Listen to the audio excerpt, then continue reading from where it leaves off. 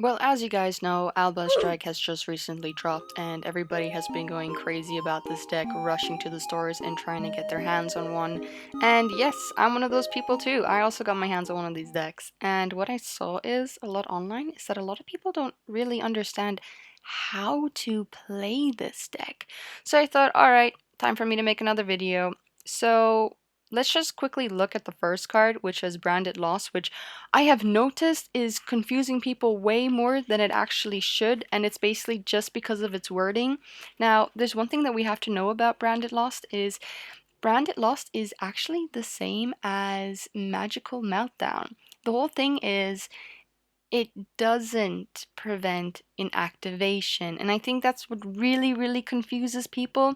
So we're basically just going to play out a little turn. So you guys are going to be playing against a lot of mirror matches because everybody's playing this deck right now in the meta. So let's just pretend I am the player one. So what happens is I have Branded Lost face up. I use Branded in red and my opponent chains their Branded in red.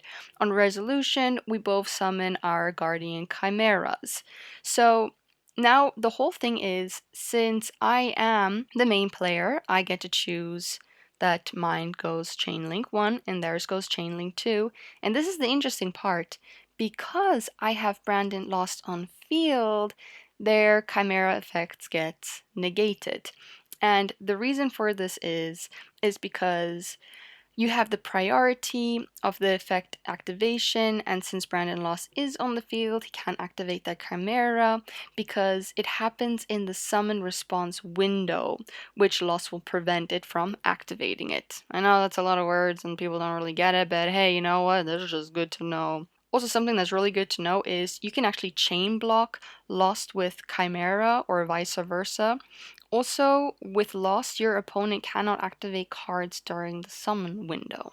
That if I'm controlling Brandon Lost and I want to activate Brandon in red and my opponent chains Bell to this, Bell can be activated, but upon resolution, due to Brandon Lost, Bell resolves without the effect and Brandon in red resolves normally. So that's also something super important to know, that Brandon Red actually cancels out Ghost Bell. And also, one more thing that is also really nice to know is if Brandon Loss is already face up and Albion triggers the summon effect to fusion summon, your opponent cannot respond to Albion's effect because Brandon Loss says your opponent cannot activate cards or effects when a monster is fusion summoned this way. So if you think about it, it actually makes this card pretty OP. I forgot about Impermanence. Well, since we're anyways talking about stuff that can get negated, why don't I just mention that there's another card out there that kind of finesses this deck so horribly, and we all know her. We all know who she is. She doesn't need an introduction, by the way. The problem with Ashe is even if Branded Loss is face up on the field, Brandon Loss will only prevent the activation from getting negated. Ash Blossom negates effects, so she literally just skirts around this. So the problem is if Ash negates your branded fusion, you're still stuck under the condition that for the rest of the turn, you can only fusion summon monsters. And that's a huge bloody problem. There's literally nothing you can do to play around bloody Ash. And don't look at me like that. I'm sorry.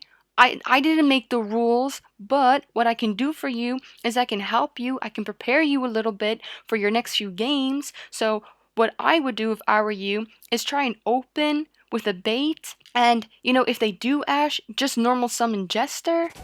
Oh god.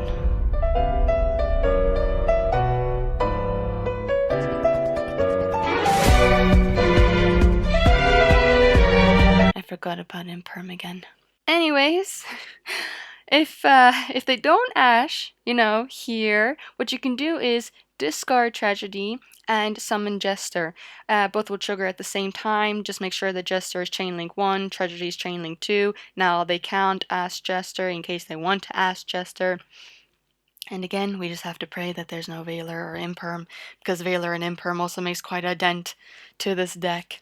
And since we're anyways on the topic of the bloody branded fusion, let me tell you something about branded fusion. Alright, it says there for the whole turn, okay? This is from the beginning of your turn. You cannot link summon, you cannot XYZ summon, and you definitely cannot synchro summon. If you do any of that, you cannot activate branded fusion. And if you get ashed, well, tough luck. You know, you still can't do anything else. You're kind of just sitting there like a duck, just waiting for better days. But there's one card that really doesn't care, and that's Anaconda. If you really want to play around this, I'm just telling you, put Anaconda in your deck because you can link her out. The card will just copy the effect, but it does not copy the condition. So that's the only way you can play around this. Well, this was my rant about this deck. I hope you learned a little bit something about it. And one more thing that I think might be a little bit interesting. You know, branded opening, it says discard. It's not discard for cost. It's literally just discarding the card. So yeah, you can pop a activation off of that. So like a Shadol, for example, that says if this card is sent to the graveyard by card effect, which would be the thank of branded opening, you can activate these kinds of card effects.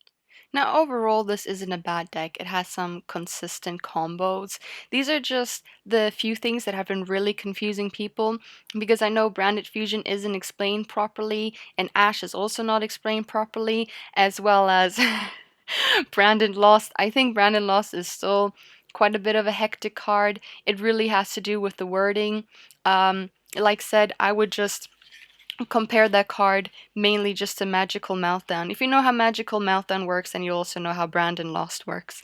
Anyways, guys, I hope you learned something out of this video. I know it was me just basically ranting towards the end, but got me a little bit frustrated. Because remember, I play this now too. I also have this in my deck. So, yeah, it's good to know that some cards are absolutely helpless against Valor, Imperm, and Ash. So, guys, thank you very much for listening to me blab. I hope you learned a little bit something and had fun. And I will catch you guys around. Love you lots, and I will see you on the dueling field.